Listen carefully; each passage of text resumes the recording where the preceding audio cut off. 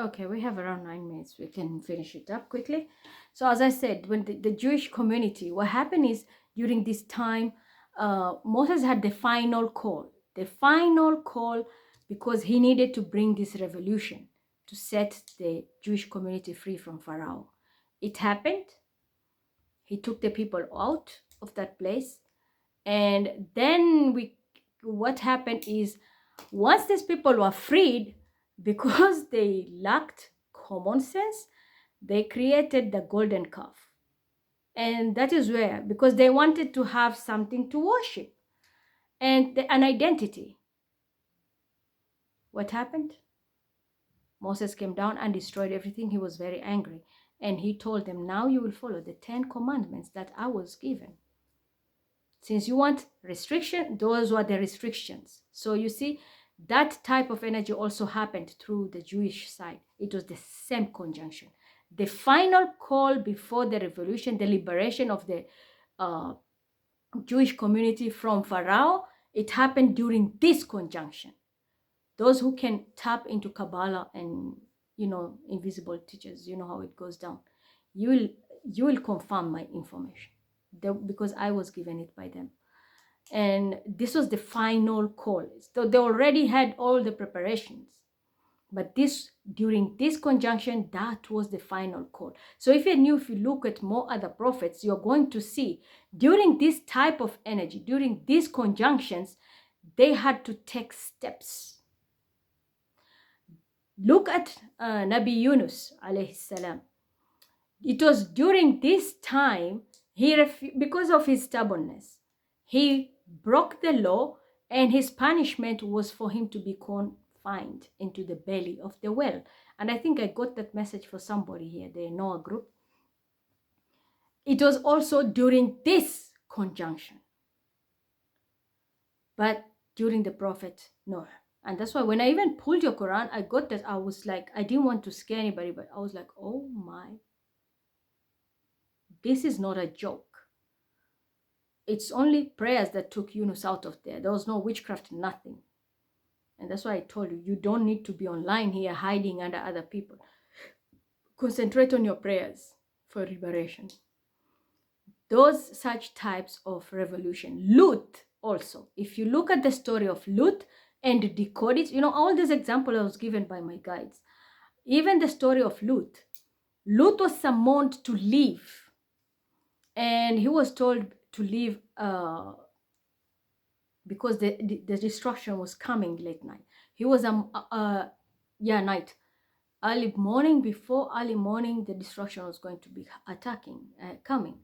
And that is when you look at the timings, the Lut and the similarity of Prophet Muhammad ﷺ is the same, because the ascension took place at night.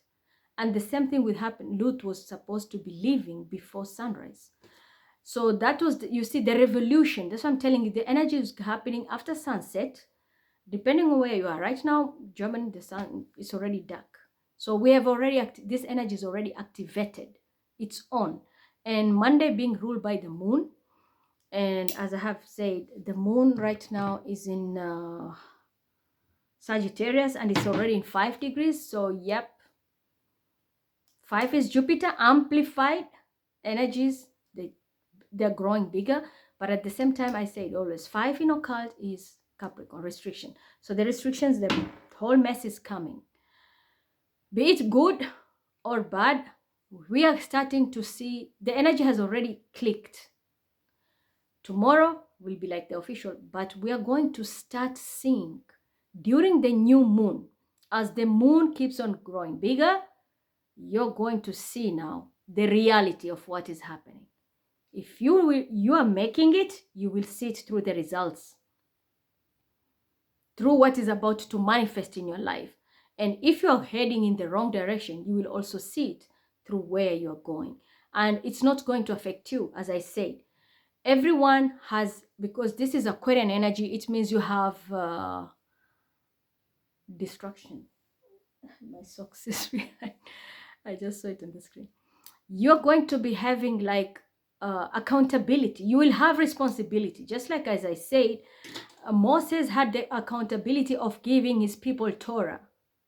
as rules and regulation, restrictions. Prophet Muhammad sallallahu alaihi wasallam was given the Quran, the Amana Rasul verse, but the main big part was the 5 daily prayers. Before then, there was nothing, but then it was made official now.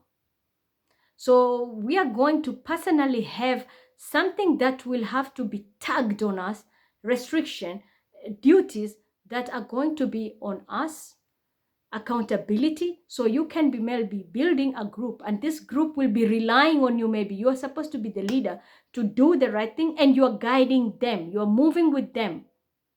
They will not fall apart from you. They are part of your journey. And it's during this time you're going to know who stays, who goes, by the will of God. Who stays and who will go. It will happen by default. I wish I could do a 12 zodiac reading tonight. I will see if I can do it. I'm hungry. I have to go and eat. And if the videos will upload fast, and then at least I can have more memory space, maybe I can come and give you a quick preview of the 12 zodiac signs. What you can expect during this conjunction, because this is something which is happening once in a lifetime. Just like as I said, during the Prophet's Muhammad, once in a lifetime he had that Isra wal Miraj trip, and he got the restriction of prayers. Once in a lifetime, Moses had the liberation and gave the restrictions of Torah to the Jews, to the Israelites. Once in a lifetime, I didn't speak about Injil, which is also connected to Christianity. It was during this time, Injil also was given to Nabi Isa alayhi salam, but it came with some restrictions.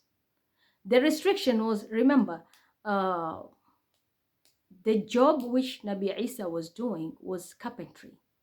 So he was dealing more with carpentry.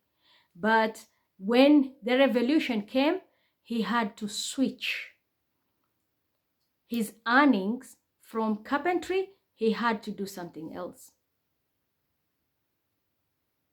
He entered the world of trading, which means barter trade. I know this is going to surprise many people, but that's what they told me. First, he was a carpenter. He was more into cause, because Nabi Isa was active. His hands were more activated. He had so much power in his hand. That's why even his healing capacity was so strong that he was given the gift of even resurrecting the dead. He had very strong arms, but he had to stop doing all the work of hard work, and he used his arms now to do something better. And that's why wherever he touched, it was a Midas touch.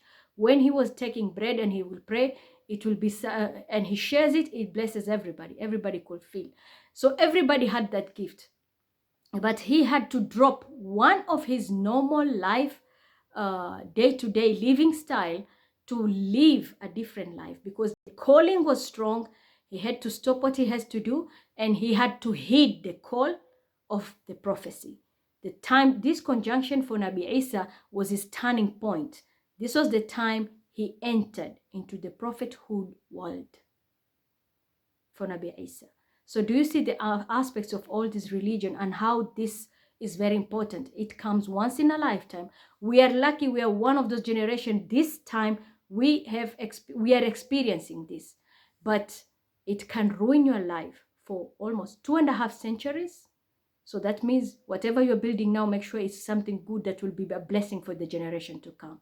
I have to stop there. Bye.